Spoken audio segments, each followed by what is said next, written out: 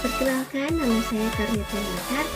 Saya adalah mahasiswa Fakultas Keperawatan di Universitas Pembangunan Indonesia, kelas A1 semester 1. Saat ini saya akan menjelaskan secara singkat tentang pengertian dan penjelasan sistem kardiovaskuler.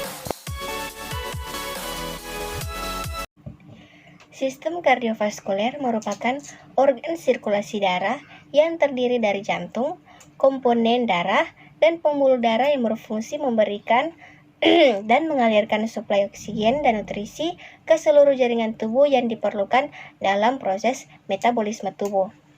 Sistem kardiovaskuler memerlukan banyak mekanisme yang bervariasi agar fungsi regulasinya dapat merespons aktivitas tubuh. Salah satunya adalah meningkatkan aktivitas suplai darah agar aktivitas jaringan dapat terpenuhi.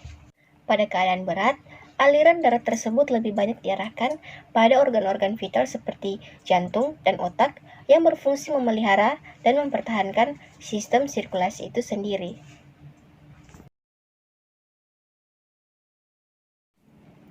Sistem kardiovaskuler mulai berfungsi pada usia 3 minggu kehamilan.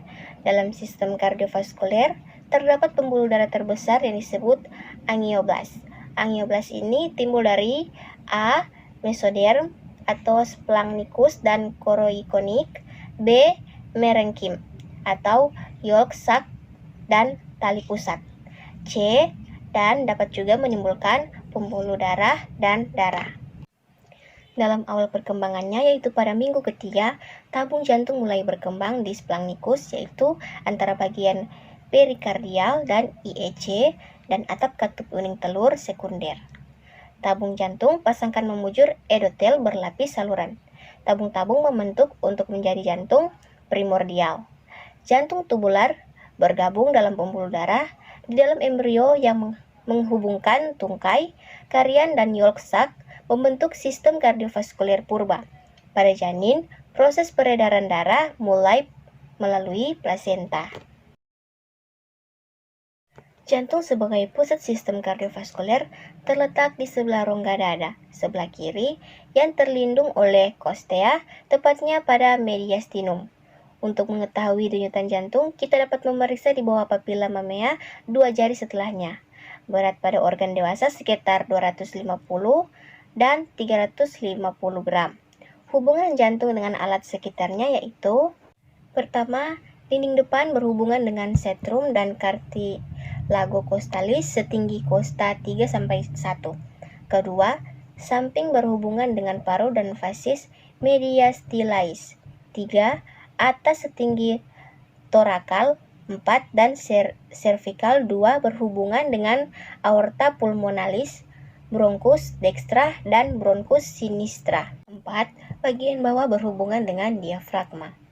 Jantung difiksasi pada tempatnya agar tidak mudah berpindah tempat. Penyokong jantung utama adalah paru yang menekan jantung dari samping. Diafragma menyokong dari bawah pembuluh darah yang keluar masuk dari jantung sehingga jantung tidak mudah berpindah. Faktor yang mempengaruhi kedudukan jantung adalah: yang pertama, umur.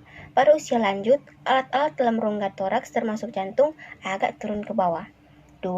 Bentuk rongga dada.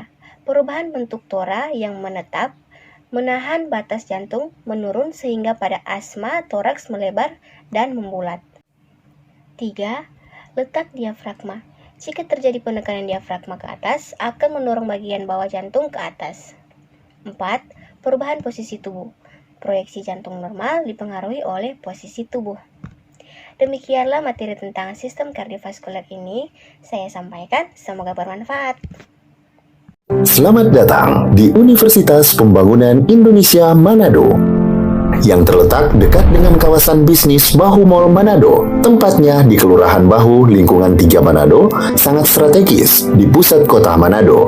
Dibangun di atas lahan seluas 2,5 hektar, Universitas Pembangunan Indonesia Manado berdiri megah dengan ruangan 7 lantai, terdiri dari ruangan kelas, ruangan kantor, perpustakaan, laboratorium komputer, laboratorium keperawatan, pengadilan semu, dan laboratorium bahasa, kantin, serta rooftop di lantai atas.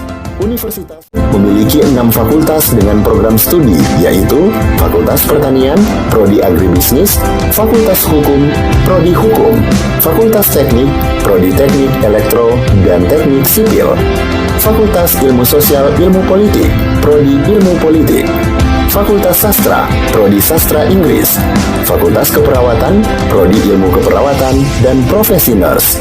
Didukung oleh sumber daya manusia yang berkompeten dan tersertifikasi, Universitas Pembangunan Indonesia Manado memiliki dosen dan tenaga kependidikan dengan latar belakang S2 dan S3 lulusan dalam dan luar negeri. Proses belajar mengajar dilaksanakan dengan teknologi informasi merujuk